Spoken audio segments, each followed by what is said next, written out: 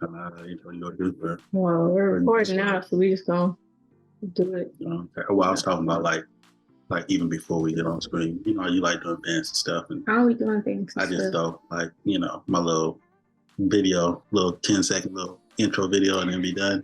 I don't do fancy stuff. So what's up, y'all? This is Samone, aka Author S.D. Johnson, owner of the Black Phoenix Reading Rebirth. And this is Chevist, aka Didymus, owner and founder of Tetra 127 Apparel. So if y'all don't know who we are a married couple. We have our individual faith-based businesses, and we're just trying to start out. We wanted to share with you guys today a little bit about our pop-up experience. So we had the opportunity to be vendors at the Sac African Market here in Sacramento.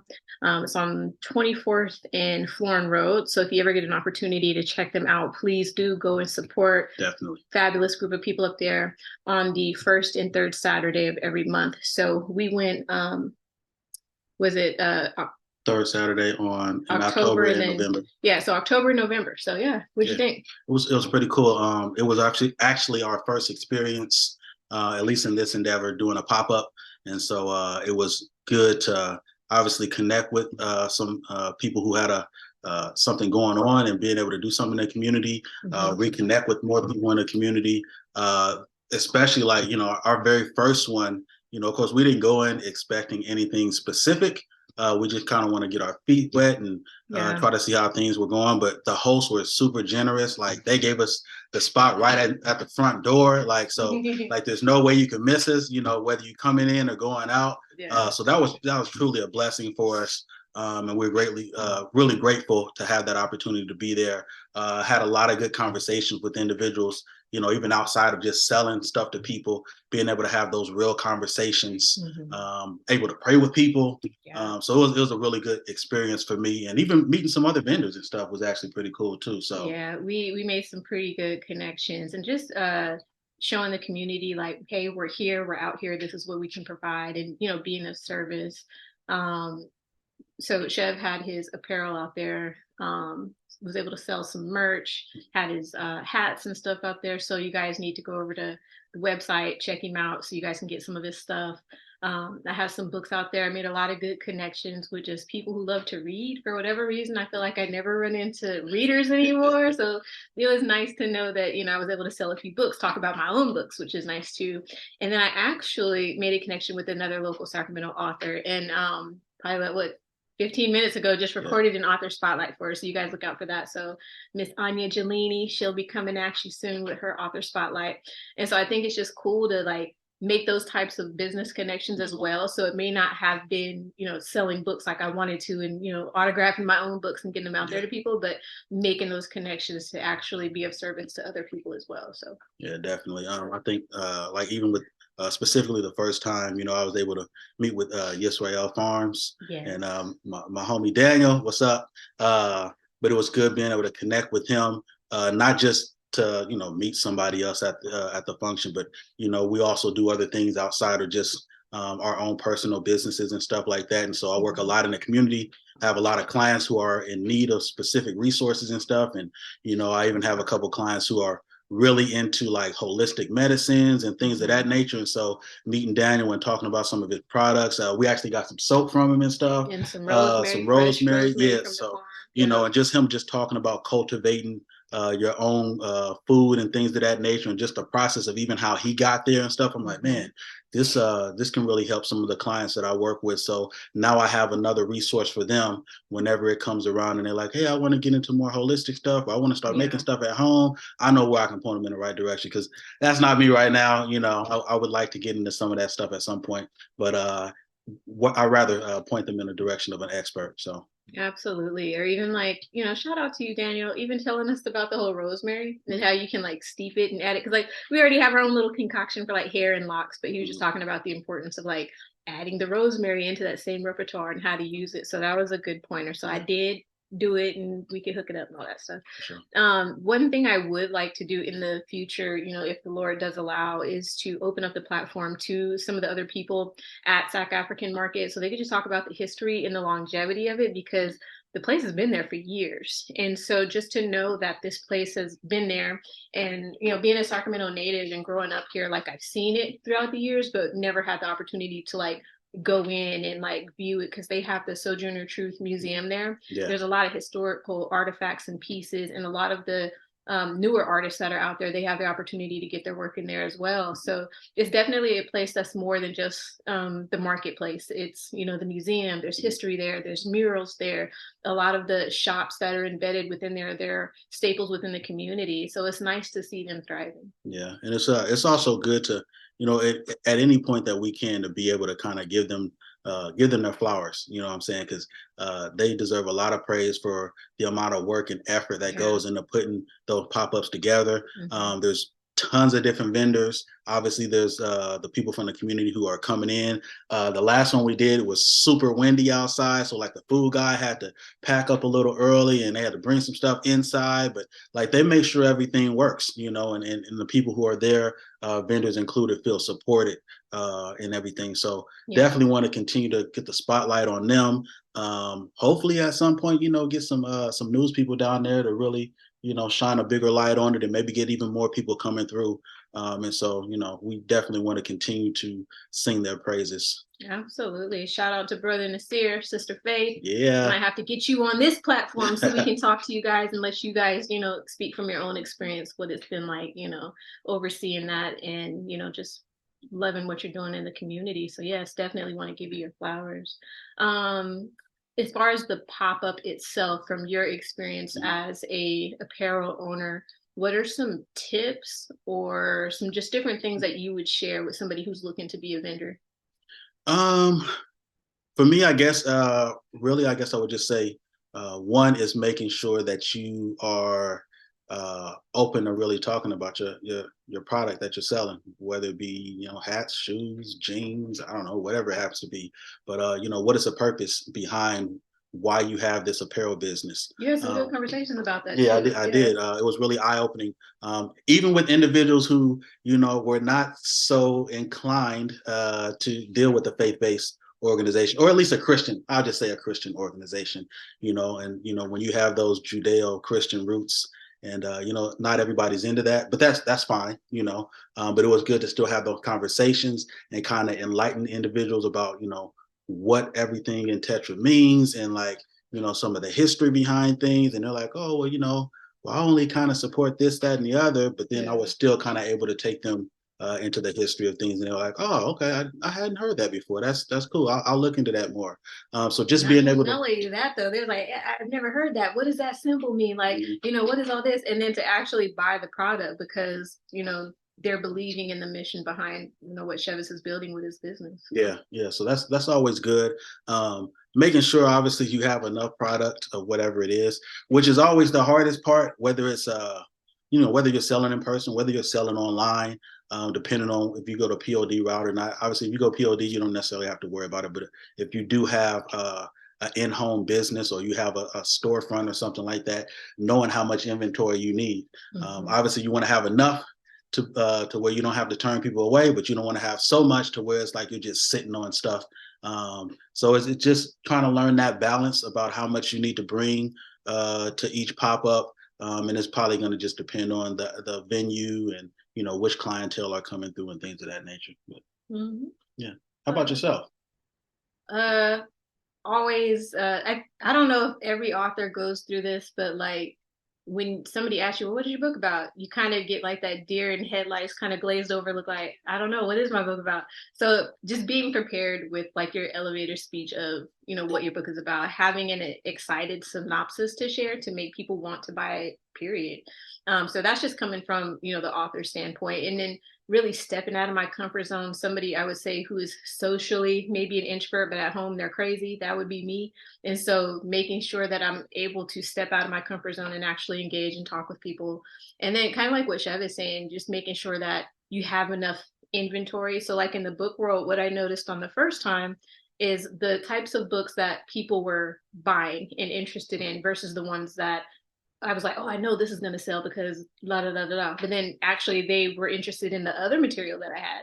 And so the second time around, I was able to bring more focused books that I saw that the people were gravitating towards. So knowing your inventory and knowing your target audience is always going to be a little bit of a struggle, but I think you can kind of pinpoint it, especially if you're having a repetitive presence in a certain demographic and area, then you kind of know what the people are looking for. And I even had a conversation briefly with Brother Nasir when he was looking over my inventory saying like, yeah, you have a lot of good stuff here. So that was encouraging, as, book owners, like we're starting online, starting online, but being able to do like these pop-ups, it's nice because eventually, my ideal would be to have a brick and mortar store. So it was just good. It was a good learning experience, especially coming from the inventory piece with it. So yeah, I think obviously even thinking again back with the apparel inventory, not necessarily even just the amount of product you have, but the diversity of product that you have, so right now I've been taking like 3 different kind of shirts, as well as my trucker caps. So that's kind of the diversity that I have right now. I would like to expand to more designs and stuff, but again, that's just going to depend on how successful things that are at the pop-ups, maybe specific pop-ups or for specific things. And so I might have to bring a total different line of apparel and stuff around. So it just kind of depends, but really just finding your niche in that situation and playing with it. Obviously, going to one, you're not going to learn everything that you need to know. Even going to 2, you're not going to learn everything, but continuously putting yourself out there. And that was another thing too. Obviously you're out there, you're trying to sell your product, you're trying to get in front of all the different customers and stuff that are coming around. But also, it is great to just kind of get out and mingle with some of the other vendors and actually support the other vendors, Man, not just, not just helping, not just having conversations and stuff. But I think, I will say for us, well, at least for me, I don't know for you specifically, but for me, I didn't have any vendors who wanted to patronize me, which is cool. I'm not there just for that. But it's always good in my eyes to make sure that I'm going around and seeing what other people in the community are doing and how I can support them and their goals and dreams and, whatever legacy they're trying to leave. Man, shout out to Miss Shirley. I love Miss Shirley. Miss Shirley. So I had sold a few books, right? And I literally gave all my proceeds to Miss Shirley because she had an amazing fragrance company right there in the Sac African Market. And it's crazy because like what I wanted, she had it. And I was like, yo, I kept saying I was going to order this. And then Chev goes to order the perfume I was looking for and it was sold out for whatever reason. Meet Miss Shirley. She's like, oh yeah, I got it right here. So it was just nice to like, the lemonade lady. I'm so sorry. Yeah. Just there's so much stuff up there to see. And I think that's really key is to, make sure that when you do go to these community events, you do have that community mindset of like walking in, like you're not the only person here trying to hustle out your stuff. There's a lot of people here. And then a lot of the people at the Sac African Market, like that's their brick and mortar. Like they've been there for years doing this. And so we're newbies, they're the regulars, so walking into that space and then like learning little things like pop-up etiquette. Like we had signage and we had to remove our signage and move it because we wanted the other patrons that are there, they need to make sure that their signs are being seen, making sure that your tables are not out too far, making sure that you had a table. If not, you got to purchase one. So there's all these little nuances. And then I would say one of the other things that I noticed is it's very, and I'll speak for myself, it's mindful for me to not have an expectation when I go there. So I have my mission. This is my mission. My mission is to talk about my business, use my business to impact others, especially when it comes to like the author services, letting people know what I do, where I stand and how I can help. So that's key. But then also not getting down on myself when I don't meet a certain selling goal.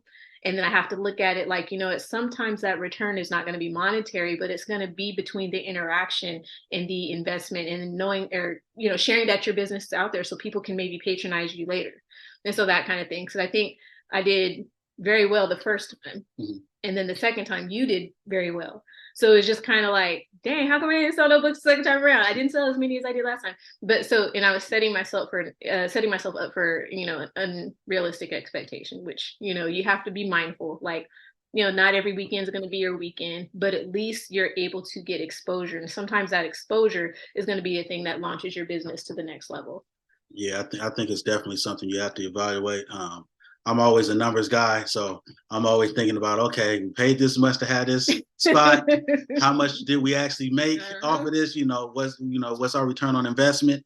Obviously you're gonna take some L's, especially when you're starting out. So it's not like you're sitting, you take one L and you're like, okay, I'm never doing this again. But you begin to think, okay, well, how can I improve this so that next time it's not an L, or maybe it's not as much of an L? And how do I make these minor tweaks and changes and things of that nature? So you always got to evaluate that. But like Samone said, like you have to think of things that are outside the monetary investment that you're going to get back. It may be that one connection that you make.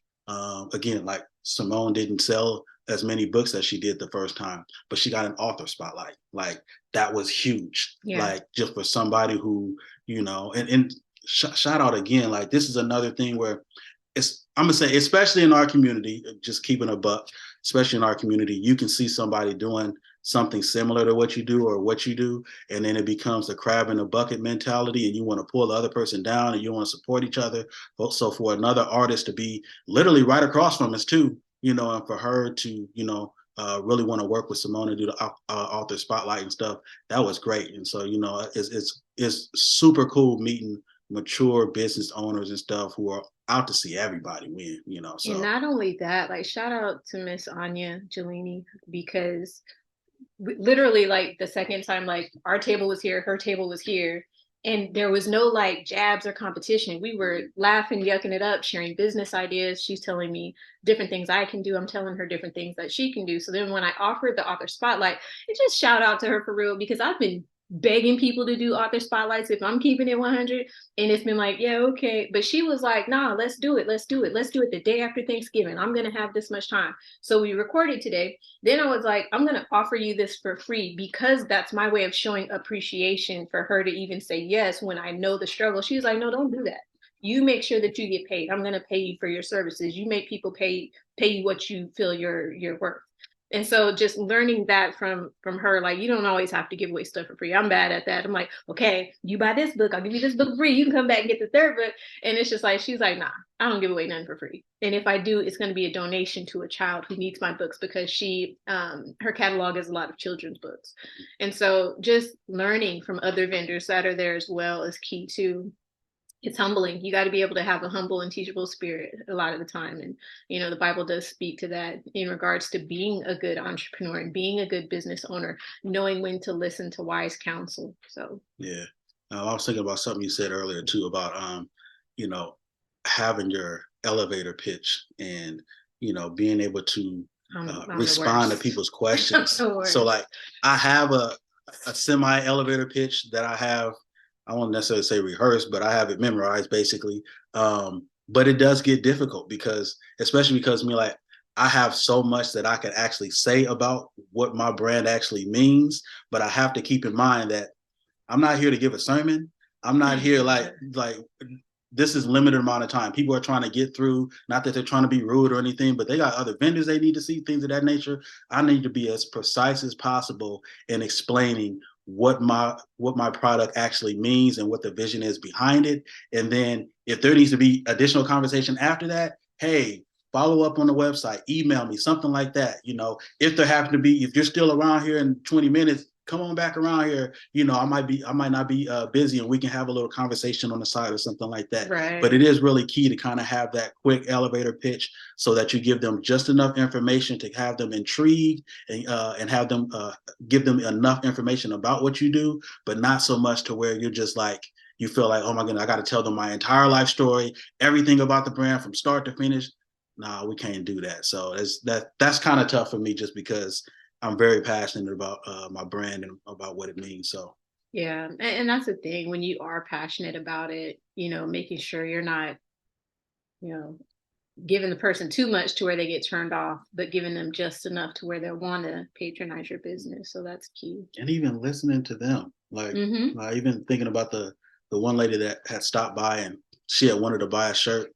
And then when she found out what my shirt was about, because I had to explain to her what the symbolism and stuff was, she decided she didn't want a shirt because, you know. Oh, okay. I thought you were talking about the other lady. No, Yeah, you know, she didn't want a shirt because of, you know, what it stood for and what, you know, what her, I would just say her faith background is or whatever, which was cool with me. But then I still had an engaging conversation with her, just learning about, okay, so what is your belief? You know, and she began to show me things like, look, this is what my whole house looks like. I have it all, you know, this, that, and the other. And, you know, and I was able to throw a few more things in there to where she understood that, you know what, there are things about my faith that you actually don't seem to understand, but that's cool, you know. So I just threw her a few nuggets and she's like, oh, that's interesting, you know. But she was like, you know, I can't support this because, you know, but that's very interesting. I have to go look up some more about that stuff. I've never heard that before. And even just that, being able to open her eyes up, it wasn't a combative conversation, you know, she wasn't rude or anything either, you know, but it wasn't a combative conversation. It was just like, okay, cool.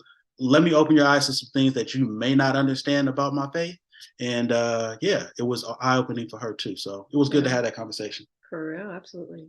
No, like on my end, to a lesser degree, it wasn't that, because I do believe that you never know what seed that you're sowing in that conversation could, you know, help somebody in the long run.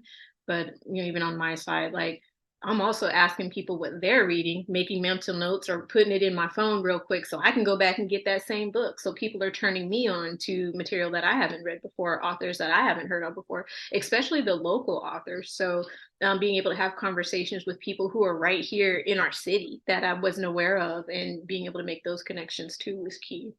So, oh, I forgot one more person I need to shout out. I need to shout out our baby Zaya. So our baby girl Zaya, she's our twin, our twin young lady. Our girl twin. So she comes to the pop-ups. She has her own set of books, children's books and stuff that she liked to sell. And it was, you know, it was a little challenging for her this time. But there was a young boy who came up. He had a bunch of siblings and stuff with him, but he was just running around. And he kept coming back to the table, and, you know, he wanted a book. He's like, how much is the book? And, you know, she told him. He was like, oh, okay. I only got like $2. And then he just ran off. And she's like, oh, she's like, well, can I give him a book for free? I was like, of course, they're your books. If you want to bless him with a book for free, then cool. So as soon as he comes back around, she's like, hey, you know, and let him come over there and pick a book. He was super happy and excited to have the book and everything. And so just for her to have that kind of a heart to serve people and just be like, you know what, it ain't all about me making a few dollars. You know, she always wants some money, but you know, it wasn't all about her making money. It was about, you know what, this young man really wants a book. It's somebody who's interested in enlightening himself literarily. So let me go ahead and just bless him with a book. And so that was beautiful. You know, it makes you feel proud as a parent, like, dang, teaching her right, you know. So definitely one of those proud parent moments. And then just being able to share our journey and our legacy as entrepreneurs with our kids. You know, we love Zaya, Samaya, and Uriah all the same, but Samaya and Uriah bailed on us during the first pop-up. They left. And so, but Zaya was like, nah, I'm gonna stay here. And Zaya is also very social. And so for somebody who is not always social, to have, you know, the mouthpiece when I wasn't being the mouthpiece, and just saying hello to somebody and, oh, your daughter's so beautiful. And I wasn't going to mention her, but I am Miss Kakwasi Samadi. I love you so much. I don't think you understand. But a writing mentor that I have, actually part of the Black Women Write Sacramento chapter. And she stopped by on the second pop-up and, you know, just made a comment about just how awesome, you know, Chev and I are with our kids and being able to expose them to this. And so that means a lot, because I mean, not just being an entrepreneur, but we're also parents, and we do want to guide our kids to follow their passions and follow our dreams. So Chev is following his, I'm following mine. And so we get to like set that example for them, which is huge. And so I think in the moment, when you're in it, you're not really thinking that. You just feel like your kids are here, your kid is helping you, or your kid is in the way, or your kid is asking for something from another vendor that you're not going to buy. But actually what you're doing is sowing seeds into their future by exposing them, you know, to the grassroots of business startup. So so let me ask you this. Now that you had the experience, whether it's with Sac African Market or, you know, another place, would you do another pop-up? Yeah, I definitely do another pop-up. I think, you know, obviously every venue is going to be different. We were actually even invited, I'll say semi-invited, to a couple other pop-ups. I think one was in the Bay Area somewhere. Oh yeah, Lady from her church that came by and she was like, "Hey, we're having a pop-up coming up." She didn't give us an exact date or anything, but she was like, "Hey, we want to give you our contact." Cool, so she took our information down, and we'll see what happens with that. But yeah, I definitely love to do another pop-up. I like being around people. As long as I can, dictate when I can leave and stuff like that. Like people don't understand. Like I guess I can say I'm outgoing or I'm charismatic or whatever, but I don't like just like holidays. We hang out, we with each other and stuff. Like I'm cool with that. I don't like being in room with 1,000 people and I can't hear stuff and like, yeah, I don't like all that. So I can be around people for a little while, but not for too long or whatever. So, but it's always good to be amongst people, meeting new people and things of that nature. And you never know what connection you're gonna make that might last you for a long time. So, especially because like me, I ain't from here, so I'm always trying to meet different people and see what they're working with. So, and it's funny, like just being out and about, how many people you do come across that are from Omaha. So there's been times where we've come across. Well, not really. We don't come across them. It'd be other people who I work with, and they'd be like, "You know what? I ran across somebody from Omaha." Like, I'd be like, "How?" Like everybody else went into them. I don't. But it's cool. Either way, it was a great experience. Yeah. It was awesome. And then, yeah, I mean, I would love to do it again.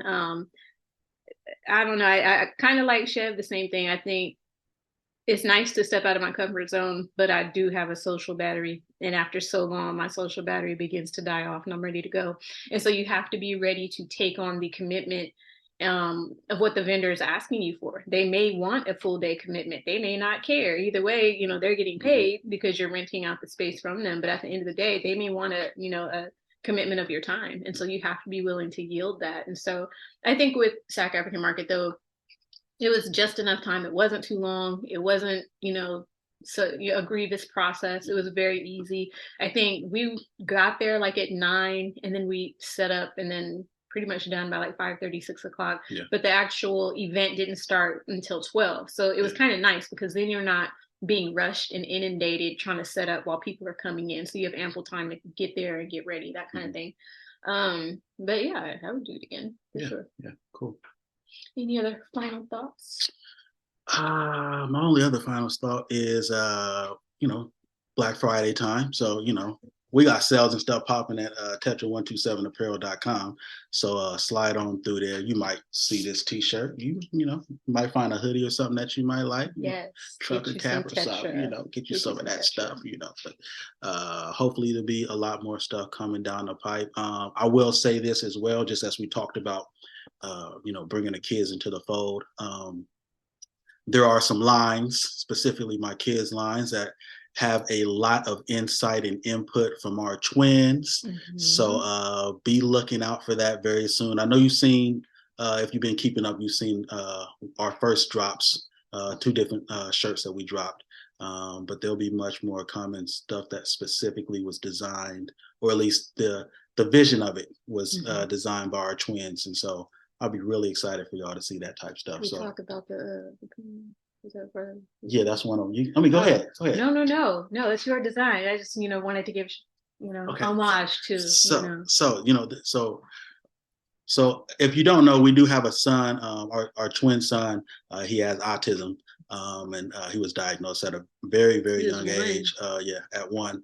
And so it's obviously it's a joy working with him every day. There's challenges, of course. I think the thing is, he has really taught us that we spend so much time like teaching children with ASD, regardless of what level of the spectrum they're on, to live in our world. It's actually a nice blessing to live in his world. He's extremely smart, very funny. Oh my gosh, that dude is funny, and he knows he's cracking a joke. Yes. It's not like he's doing stuff and we're laughing at him. No, he's cracking jokes on us, me, a lot of the time. And so it's just nice. And then he knows what he wants. He can speak his mind directly, and he's a very direct person. And so when Chev asked him specific questions when it came to apparel, Chev took that into mind and was able to build that into the mission of his business, which is a beautiful thing to witness. Yeah, so you'll see it coming down the line, but I won't give a lot of information about it other than to say that his mascot that he chose was a penguin. And I think that was because he really loved Happy Feet at the time. And so Sarge from Madagascar. oh, did that too? Yeah. Kowalski. Kowalski, Yeah. if you know, you know. Yes. And so he chose a penguin. And so, I kept saying, dang, I got to figure out how to get this done. And, lo and behold, I have, a beautiful wife over here who's multi-talented. And she's a great artist. She doesn't think she is. She's like, oh, this stuff doesn't look that great. But you should see some of the stuff she used to do for Zaya's class. Like, she taught their whole class how to do art stuff. But that's a whole nother story. But anyway, so she drew up the penguin for Uriah. And it looks awesome. So it will be releasing hopefully pretty soon. I still haven't actually solidified an actual name for it. All right, that's what I was going to ask. Yeah, so I have a few things that I'm thinking of, but I haven't solidified it yet. So once I solidify that, then we will be releasing it. And it'll be something that's, from the vision of Uriah through the working of his mother and through the avenue of Tetra. So it's going to be lovely. Chev had his input too, because even Chev was very specific about the apparel that, so I mean, I tried my best. That's all I could say, but I was happy with the outcome too. And just being, I think that's the other part of business is like, this is not just that's Chev's business. This is Samone's business. It is like, we get to tag team on a lot of stuff, and being able to do, have an amazing partner as a husband, but then to also have a business partner. Like, he's on my business documents, like his name is on there because he is such a vital part of everything about Black Phoenix Reading Rebirth. He may not feel so, but I mean, I can't even write a book without his input. Forcing him to listen to, hey, I got a chapter, can I read you something? Stuff like that, or even like business advice. We tag team off of each other, and we're always like supporting one another. And so even getting to do that through our marriage, I hope our kids are seeing that and learning, like, this is a family affair, literally, why we get to do what we do, and we just want to pass that along to them. Yeah. And just before I forget too, Zaya has a line too, so I'm so proud of her, and she's writing books. Okay. I actually got her. I'll be making one of her samples and stuff pretty soon. We're waiting on the actual transfers to come in or whatever, but we have her outfit that she wants to put it on, and so it'll be pretty good to see her sporting her own stuff, go to school wearing her own clothes. Uriah already got that chance. Got to wear his little outfit to school and stuff, so that was cool. But yeah, it's I mean, think about it though. Like, Samaya just started her first year in college, going to school for business. She, her ultimate goal is to get her MBA, which is amazing. So Lord knows what kind of business she's going to come up with. Then you have Zaya. I think out the womb, she's been very entrepreneurial. She's writing books. She is, doing the clothing line with Chev. And then you have Uriah, who, whatever it is he's going to do in his future, he's going to be successful at it. She's a geologist too, though. We forgot about that part. And she's a dancer, and she's a singer, and she's yes.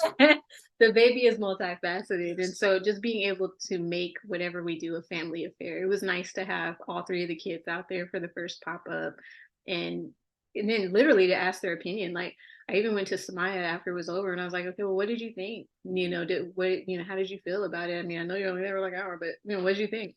And so, just hearing her impact and what she saw. I asked the same thing, to Zaya, like, would you want to do it again? What did you see? And being that she's very social, it's easy for her to walk in those spaces. And so then that's when, as parents, we can come in and be like, okay, well, when you are in these spaces, this is how you conduct yourself. Yeah. So from a very young age, she's getting those lessons, which is cool. Yeah. All right. Well, hopefully we have more coming down the pipeline. Just as far as like videos and content and stuff that Chev and I want to share when it comes to business, or maybe it might be something personal, whatever it is. But, we do want to make that commitment to start getting more information out there, and then bringing you guys along on the journey with us, because we may have great experiences. We may have not so great experiences, but either way, you guys can tap in with us. So any final words? No, we just, obviously we want to put our brands and stuff out there, but we want to have genuine conversations. Genuine connections. Yes, genuine connections. We want you to see maybe a different aspect than what is shown in media and stuff, about Black couples and, how we act. And Black love is real. Black love is real. It is, what I'm saying? As we used to go on the YDF and hear, Black people!